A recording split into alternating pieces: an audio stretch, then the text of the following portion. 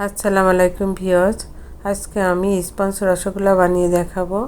তাহলে দেখে নিন এই রসগোল্লাটা বানাতে হয় কিভাবে। এখানে আমি 2 লিটার দুধ নিয়েছি। 2 লিটার দুধটা যখন বলক উঠে যাবে তখন আমি গ্যাসটা অফ করে দিব। দুধটা এইভাবে অনবরত নাড়তে হবে। দেখুন দুধে বলক উঠে গেছে। এখন গ্যাসটা অফ করে দিয়েছি। আর আমি এর ভিতরে ভিনেগার দিয়েছি 2 টেবিল চামচ, আর 2 টেবিল চামচ পানি মিশিয়ে দুধে দিয়ে দিয়েছি। দেখুন আমার ছানাটা কেটে গেছে। এখন আমি স্ট্রেনারে ঢেলে দিব। ঢেলে পানি দিয়ে ওয়াশ করে নিব। ওয়াশ করা হয়ে গেছে। এখন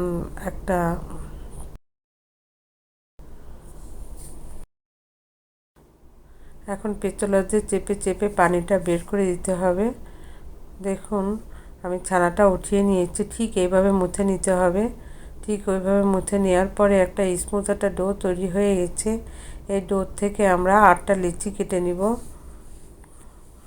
আপনারা চাইলে 1 লিটার দুধ দিয়েও মিষ্টিটা বানাতে পারেন। আমি বড় করে বানাবো বিধায় 2 লিটার দুধ নিয়েছি। দেখুন আমার সবগুলো লিচি কাটা হয়ে গেছে। এখন গোল করে মিষ্টিটা বানাবো। স্মুথ একটা বলের মতো বানাতে হবে। যদি এটা ফেটে যায় তাহলে বুঝতে হবে আপনার ছানাটা মোথা হয়নি। সবগুলো মিষ্টিটা এইভাবে বানিয়ে নিব।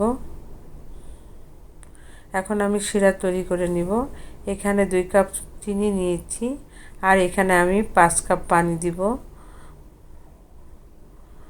আর 3টা এলাচ ফাটিয়ে দিব। দিয়ে চিনিটা নেড়ে চেড়ে মিশিয়ে নিতে হবে। যখন চিনিটা মেল্ট হয়ে যাবে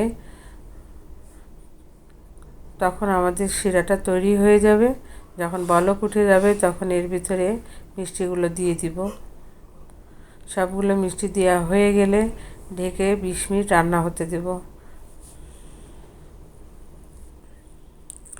দেখুন সবগুলো মিষ্টি দেওয়া হয়ে গেছে। এখন ঢেকে দিব।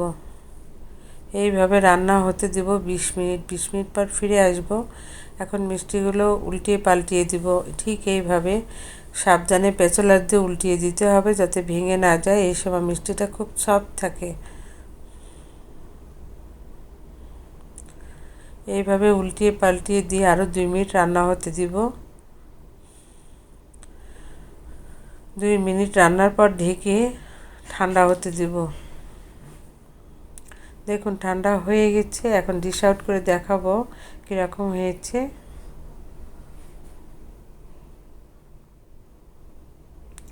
সবগুলো মিষ্টি উঠিয়ে নিব।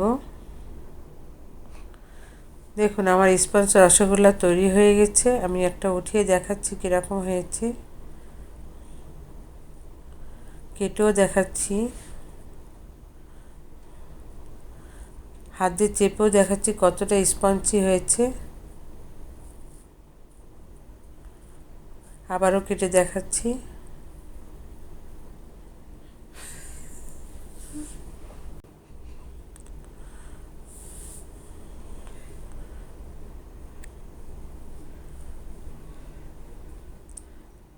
দেখুন কতটা সুন্দর হয়েছে রসগোল্লাগুলো। আমার এই রেসিপিটা যদি আপনাদের ভালো লেগে থাকে লাইক ও শেয়ার করতে ভুলবেন না। ফিরে আসবো নতুন কোনো রেসিপি নিয়ে। সে পর্যন্ত সবাই ভালো থাকবেন। আল্লাহ হাফিজ।